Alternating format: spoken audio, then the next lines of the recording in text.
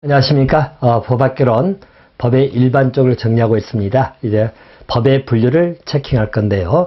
아마 지난 강의에서 법의 분류 전반적인 사항은 말씀을 드렸네요. 첫 번째 이제 우리 법의 분류상에서는 우리 국내법하고 국제법이 있죠. 그래서 국내법하고 우리 국제법이 있다 이렇게 보시면 되겠고요. 자, 일반적으로 국내법은 우리 국가하고 국민 간의 관계를 규율한다 이렇게 보시면 되겠죠. 대신 국제법은 우리 국가와 국가 사이 또는 국제 조직과의 관계를 규율하는 법이다 이렇게 봐두시면 될 것 같아요. 아울러서 이 부분을 한번 정리할 것이 있죠. 자, 보시면 우리 국제사법이라는 것이 있습니다. 자, 국제사법이라고 하는 개념은 일반적으로 우리 국가 안에서 우리 국민하고 애국이 간의 관계를 정하는 데 있어서 어느 법을 적용할 거냐면 준거법이라는 말 쓰는데요. 어느 법을 적용할 것을 정하는 법이 국제사법입니다. 다시 말해서 이 국제사법이라는 것은 우리 국가 안에서 우리 국민하고 애국인하의 법률관계가 발생했다는 이야기죠. 그때 어느 나라 법을 적용할 거냐, 우리나라 법을 적용할 것이냐, 그 애국인이 속한 국가법을 적용할 것이냐, 바로 우리가 보는 준거법을 결정하는 내용을 갖고 있는 것이 국제사법입니다. 국제사법은 국제법이 아니고 이것은 국내법에 들어간다는 거 하나 기억하시면 됩니다. 그래서 국제사법은 국내법의 일종이다 하나 기억해 두시면 되겠죠. 자, 두 번째입니다. 우리 공법하고 사법이 나오죠. 그래서 공법하고 사법입니다. 자, 그리고 중간 형태로 소개되는 것이 우리 사회법이 있다 이렇게 봐두시면 됩니다. 제일 먼저 공법이라고 하는 것, 사법이라는 것 전통적으로 로마법 체계에서 분리했다. 그래서 우리 대륙법계에서 보통 분류가 되는 게 공사법 구별로 보시면 됩니다. 일반적으로 공법이라는 것은 국가 등을 당사해서 권력적 즉 공권력 관계를 다투는 법이다 라고 하는 것이 공법이지요. 공법은 항상 여러분 기본 구조를 이렇게 보시면 됩니다. 우리 국가가 있고 그리고 국민이 있다. 양자 간의 관계를 규율하는 법이죠. 양자 간의 관계는 공적 관계로 보시면 되겠죠. 이런 공적 관계를 규율하는 법이 공법으로 보시면 됩니다. 자, 그래서 이런 공법 체계 가장 기본적인 것들 헌법도 있고 행정법도 있고 또 여러분들 형법 또는 우리 소송법들이 있죠. 이런 건 전부 다 공법 체계로 들어간다 이렇게 보시면 되겠고요. 자, 그리고 사법이라는 것은 보통 개인과 개인 사이 법률 관계를 규율합니다. 그래서 보통 가장 대표적인 것은 민법이 있겠죠. 그리고 또 상법도 사법에 들어갑니다. 자, 반면에 우리 사회법이라는 것은 약간 중간적 법의 체계인데요.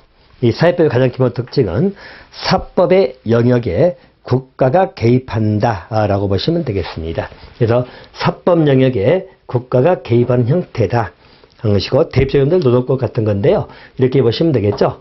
일반적으로 개인과 개인 사이에 근로계약을 체결한다는 이야기죠. 근로계약을 체결한다.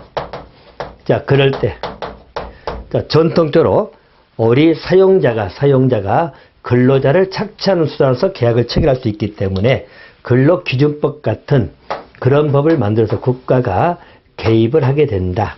이렇게 보시면 돼요. 그래서 사법적인 영역에 공법적 틀이 개입되는 것이 보통 사회법이다. 사회법은 여러분 노동법이나 경제법 또는 우리 사회보장법 등이 들어간다. 이렇게 봐두시면 될 것 같습니다. 자, 그래서 이 정도는 보시면 기본적으로 비교하시면 될 것 같아요. 자, 올라서 실체법이냐 절차법이냐 이렇게 나눠져 있죠.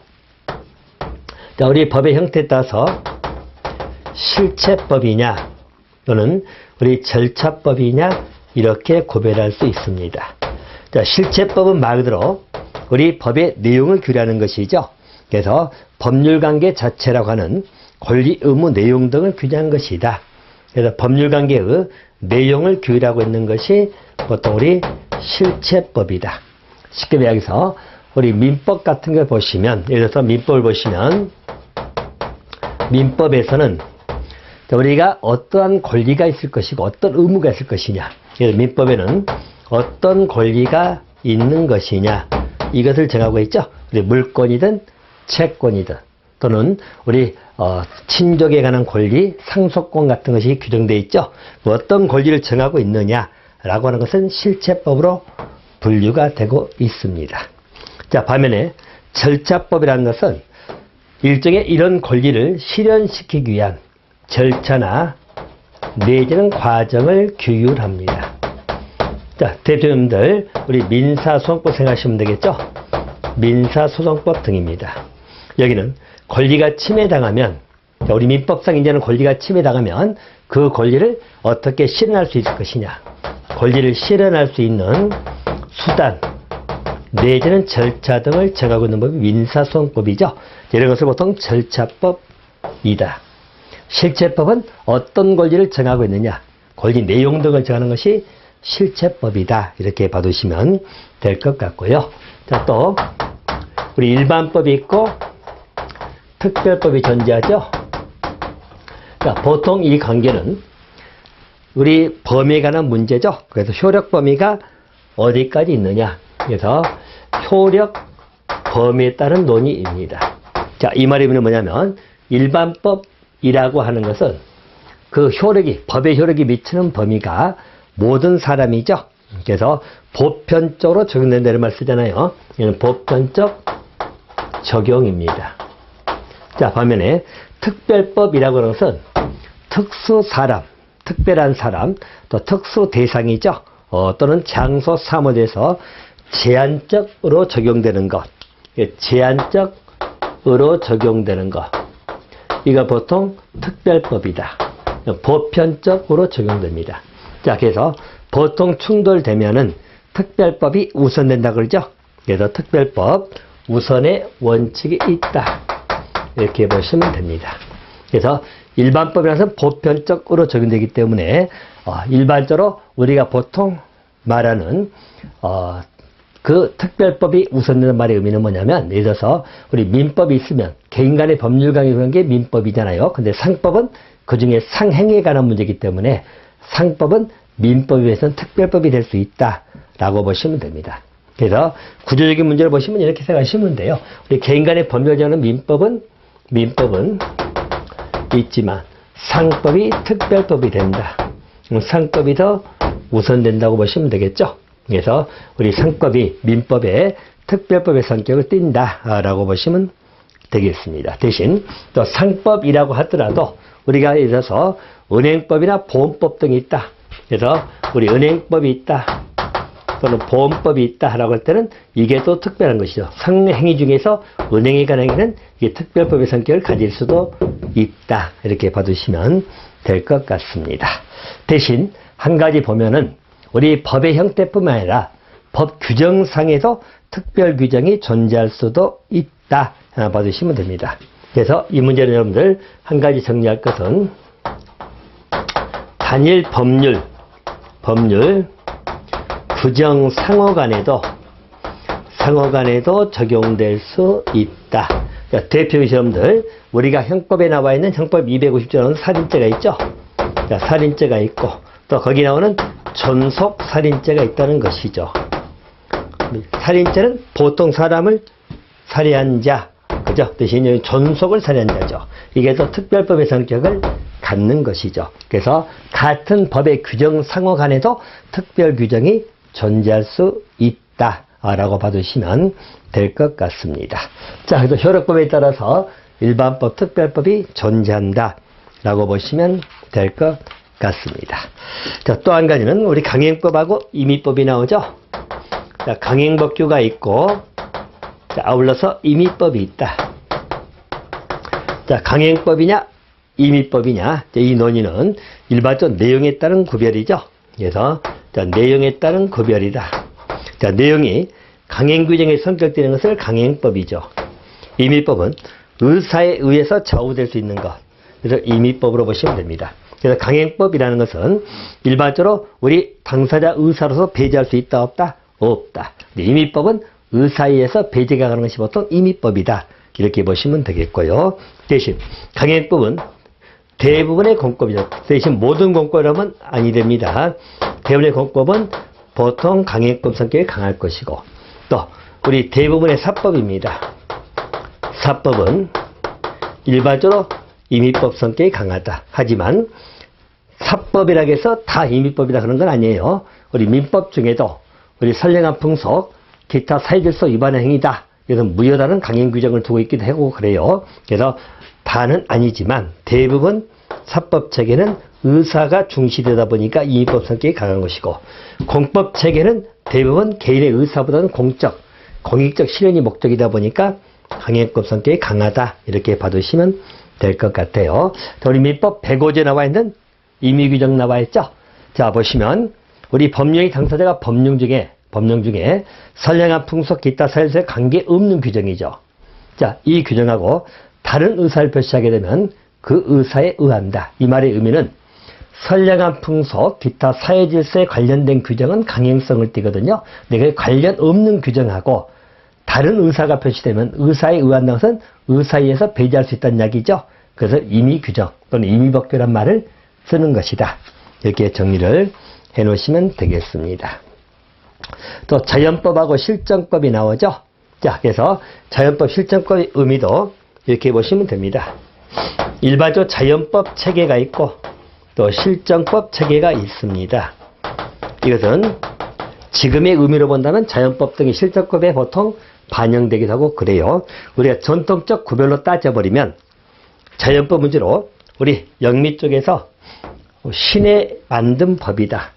신이 만든 법이라는 것은 우리가 태어나기 전부터 존재하고 있는 바로 정의적 시각들, 보편적 가치가 반영된 것이 자연법이라고 보시면 되겠고, 가장 기본적인 시각이 우리 근대 사상 중에 천부인권론, 우리들의 권리는, 인간의 권리는 하늘이 줬다는 기본적인 시각들, 이게 보통 자연법 사상에 나와 있는 기본 태도라고 보시면 됩니다.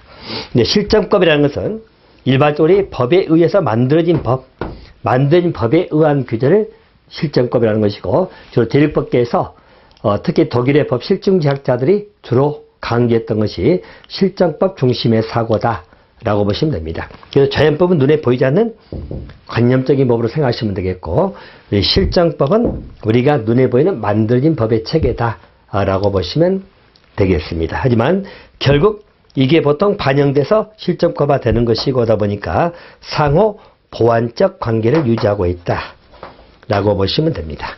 그래서 자연법, 실정법도 구별할 수 있다라고 정리를 해 놓으시면 될 것 같습니다.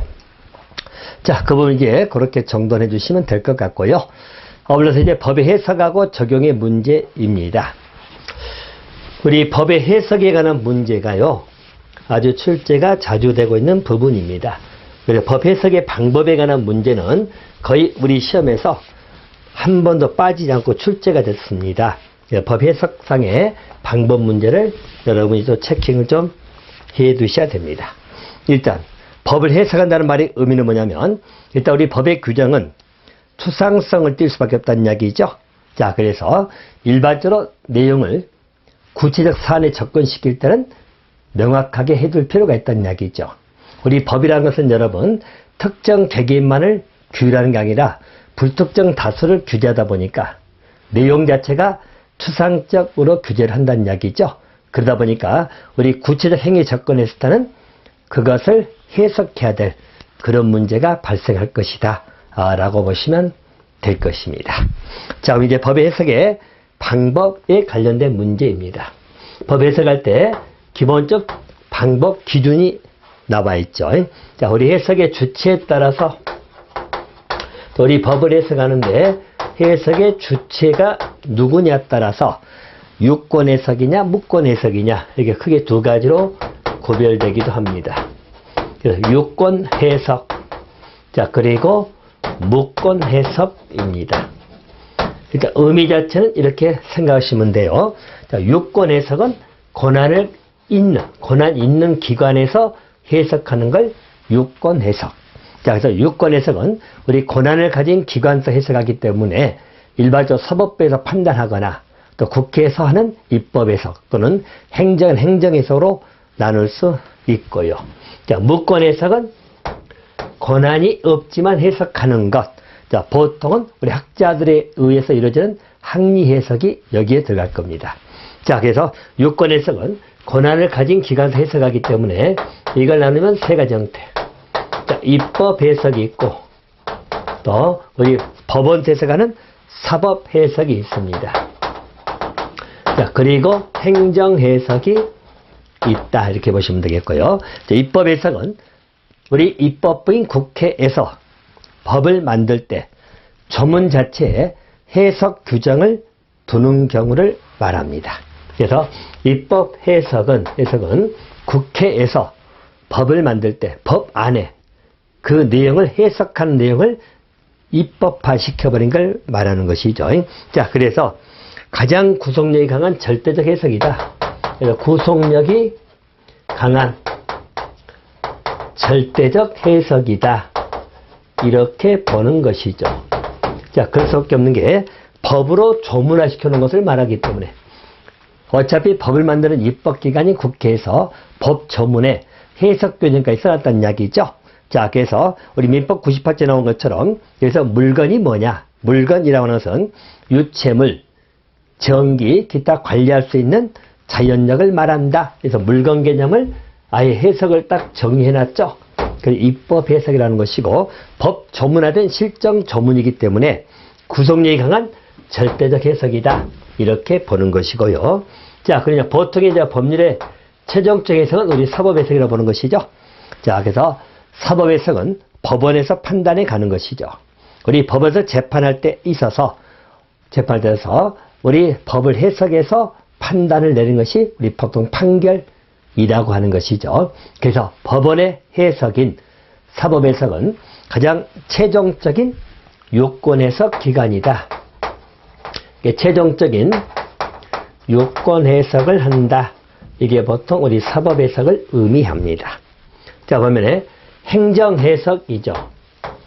행정 해석은 행정이 법을 집행할 때 일반적으로 행해진 해석을 의미하는 것이죠. 그래서 행정이 법을 집행을 하는 기관이 행정인데 법을 집행하는 과정에 있어서 보통 해석 등을 하는 것을 행정 해석이다.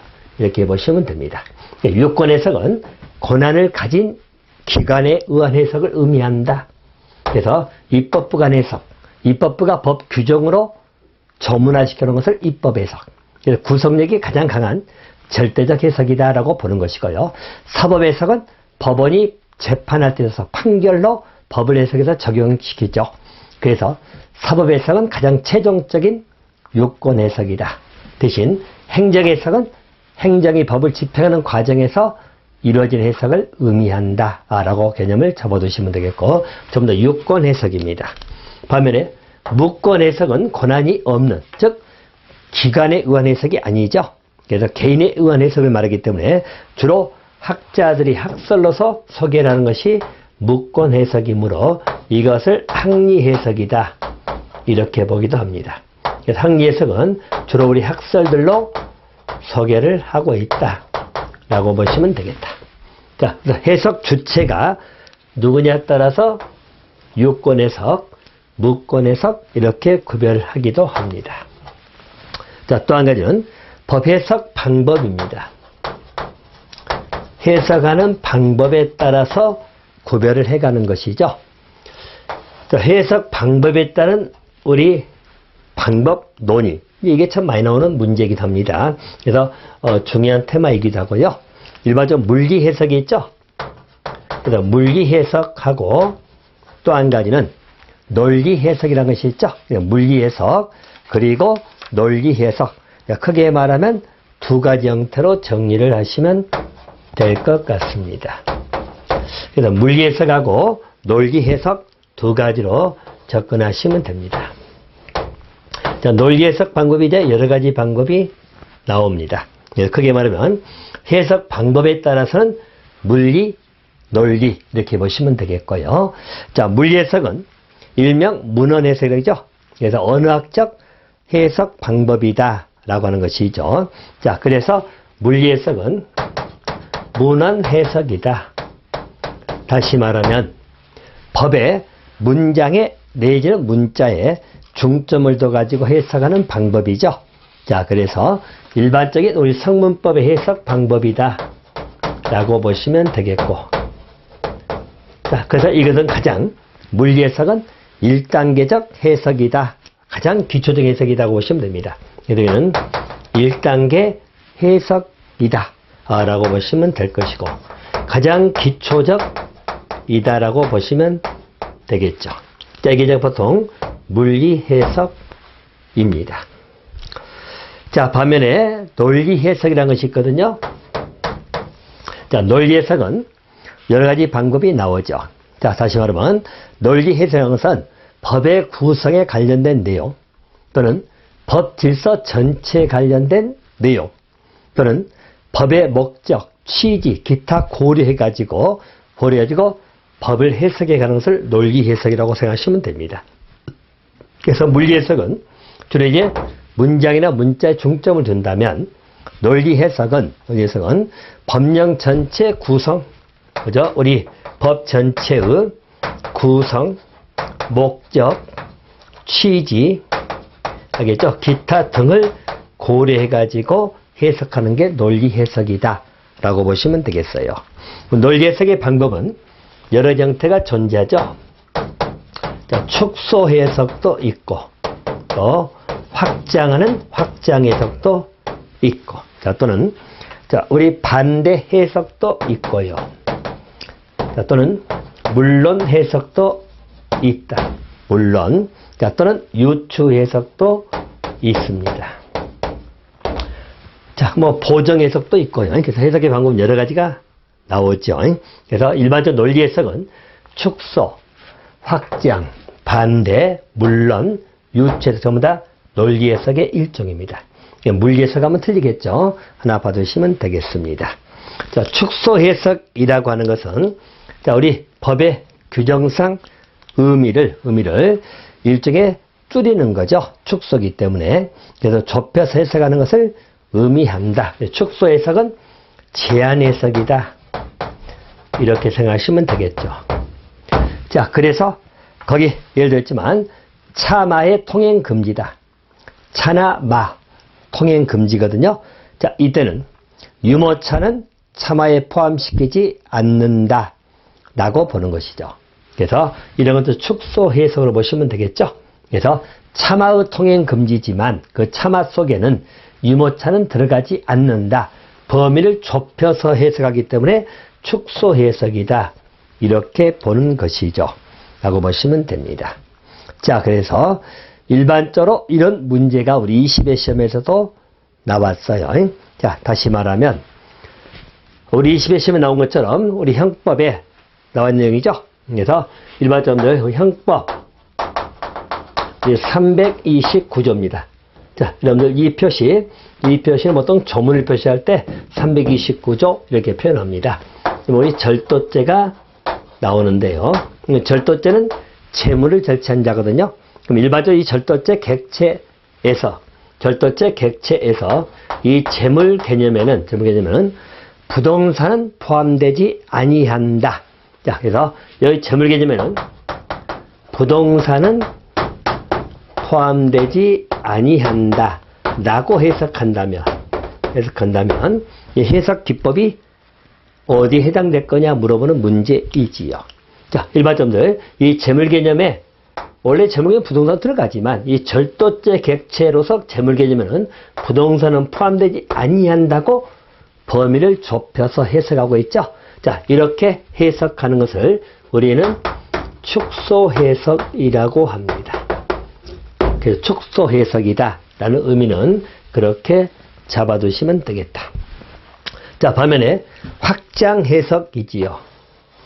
자, 축소하고는 반대쪽이죠. 확장 해석은 범위를 넓혀서 해석하는 것을 말합니다.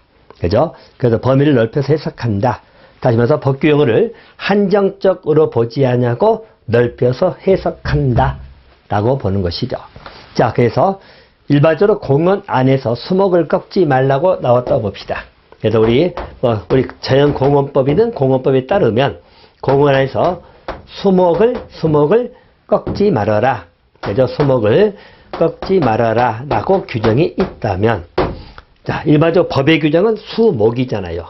나무를 의미하죠. 이 수목 개념에 화초도 포함이 된다 라고 봐버리면 영역이 넓어졌죠. 그래서 그 법의 용어 자체의 범위를 넓혀서 해석하는 것을 우리 확장 해석이다. 이렇게 확장 해석이다. 라고 보시면 되겠어요. 그래서 확장 해석은 그렇게 봐두시면 되겠다. 라고 보시면 되겠고요. 자, 또 한 가지. 반대 해석입니다. 반대 해석이죠. 자, 일반적으로 우리 법에 정한 요건하고 반대 요건이 존재한다면 반대 효과를 발생으로 해석하는 것을 말하죠. 반대 해석이라는 것은 법에 정한 요건하고 비슷한 반대된 요건이 존재한다면 반대된 요건을 접근하는 것이 반대 해석입니다. 자, 반대 해석은 하면 이렇게 생각하시면 되겠죠, 여러분들.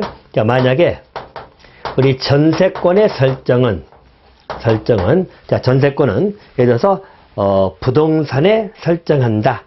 그죠? 이게 전세권은 예를 들어서 부동산에 설정한다. 이렇게 나왔다고 합시다. 그러면 이것은 반대 상황으로 해석해버리면, 자, 동산에는 설정한다, 설정되지 아니한다. 그죠? 이 말은 동산에 대해서는 설정할 수 없다. 이렇게 해석하는 것이죠. 일반적으로 우리 전세권 설정은 부동산이라고 나와 있죠.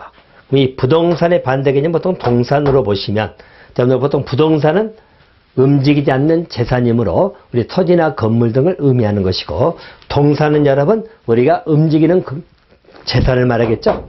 그런데 부동산을 설정한다는 말은 반대해서 가면 동산에 설정할 수 없다. 이렇게 해석하면은 반대 해석이죠. 그죠? 그래서 반대된 상황 요건이 나오면 접근의 것을 반대 해석 이렇게 보시면 되겠고요. 자, 물론 해석입니다. 자, 물론 해석은 역시 법의 입법 취지라든가 그런 걸 접근해 가지고 당연히 적용하는 걸 보는 것이죠.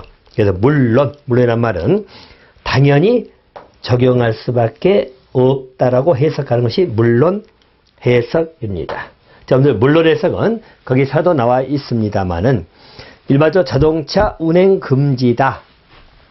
쉽게 말해서 자동차 통행 금지다 라고 나와 있다면 법의 규정이 자동차 통행 금지다라고만 나와 있어. 그러면 이 규정에 탱크는 어쩔 거냐? 자, 일반적으로 자동차 통행 금지인데 탱크는 자동차에는 들어가지 아니하잖아요. 그렇더라도 탱크도 당연히 금지된다. 탱크도 통행 금지로 해석하는 것이죠. 자, 이 말은 자동차가 금지니까 탱크도 물론 당연히 포함될 수밖에 없다 라고 해석한 것을 물론 해석이다. 알겠죠? 물론 해석은 법의 규정의 의미 내지는 법의 취지를 고려해 볼 때 자동차를 통행 금지시켰다는 것은 당연히 탱크나 기타 장갑차 등도 통행 금지로 볼 수밖에 없다 라고 보는 것이죠. 이렇게 된 것을 물론 해석이다 라고 보시면 되겠고요. 자, 그 다음에 하나 논란된 게 유추 해석입니다. 유추 해석은 논란이 될 수밖에 없는 게 말 그대로 법에 정확한 명문 규정이 없다는 것이죠. 그러면 유사사항에 대해서는 그 법 규정을 적용해서 같은 효과를 인정해 가는 것이죠. 다시 말해서 유추 해석의 기본적 개념은 직접적 규정이 없는 경우입니다. 규정이 있으면 당연히 규정 들어가는 건 우리가 물리 해석할 수도 있고 하는데 직접적 규정이 없다. 근데 이런 규정이 없던 것을 유사상황이죠. 유사사항에 대해서 바로 적용을 해버린 것이죠. 그래서 그 유사사항에 대한 법 규정입니다. 자, 법 규정을 거기에 유추해서 적용하는 것을 말합니다. 자, 이게 유추 해석입니다. 그래서 직접적인 규정은 없지만 유사사항에 대한 법 규정이 있다는 이야기죠. 그것을 유추해서 적용을 하는 것이다. 유추해석이죠. 일단 유추해석은 우리 형법에 보면은 유추해석이 금지가 되고 있죠. 그래서 형법상에서는 재형법정지 원칙이 있기 때문에 유추해석은 금지. 자, 형법상에서는 유추해석은 금지가 됩니다. 그래서 우리 형법상에서는 일반적으로 유추 규정을 적용해 가지고 처벌받는 문제가 발생하기 때문에 형법상에서는 유추 해석은 금지다. 그것도 기억해 두시면 될 것 같습니다. 그래서 우리 법 해석 방법상에서는 우리 물리 해석, 논리 해석. 논리 해석은 축소, 확장, 반대, 물론, 유추 해석. 그래서 이 사안을 가지고 정돈해 주시면 되겠고, 특히 논리 해석 같은 것도 출제가 자주 되는 대목이기 때문에 체크해 놓으시면 될 것 같습니다. 그래서 아래 정리를 다시 한번 보면, 자, 우리 법의 재정 형식을 취한다. 우리 법의 규정상에서 법문화 시켜 놓은 것이죠. 자, 그래서 해 놓은 것을 입법 해석. 가장 구성력이 강한 해석이다. 그렇게 받으시면 되겠고요. 최종적인 요건 해석 나오면 사법 해석입니다. 이렇게 두시고요. 아울러서 법의 이념 정신을 객관화시킬 때 유용하다. 이것도 우리가 논리 해석이라고 생각하시면 되겠죠. 또 유권이냐 무권이냐. 유권은 권한 있는 기관, 바로 공권적 해석이다. 무권 해석은 학자들에 대한 학리 해석이다. 이렇게 보셔도 되겠죠. 아울러서 제1단계 해석 방법이다 나오면 이건 바로 물리 해석이다. 정리하시면 됩니다. 그래서 해석 주체에 따른 분류, 방법에 따른 분류. 이 부분은 어쨌든 우리 시험에서 매번 출제되는 중요한 부분이기 때문에 꼭 정리를 하시기 바랍니다. 자, 이번 강은 법 해석까지 정리를 마치도록 하겠습니다.